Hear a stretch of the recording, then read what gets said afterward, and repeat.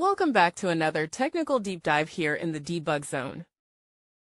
Today we're tackling a big question and breaking it down with insights from other users.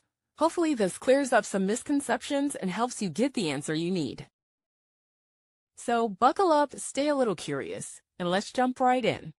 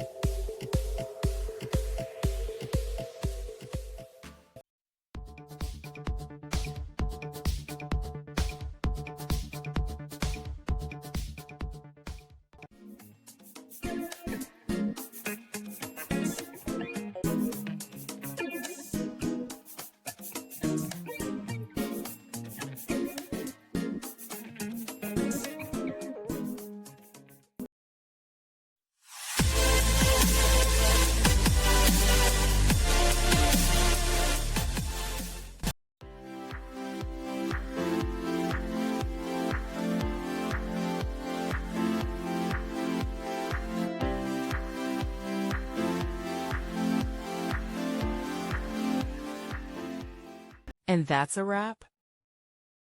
I hope you found the answer you were looking for. If you did, take a second to hit that subscribe button. It really helps out. And let me know in the comments which solution worked best for you. See you next time in the debug zone.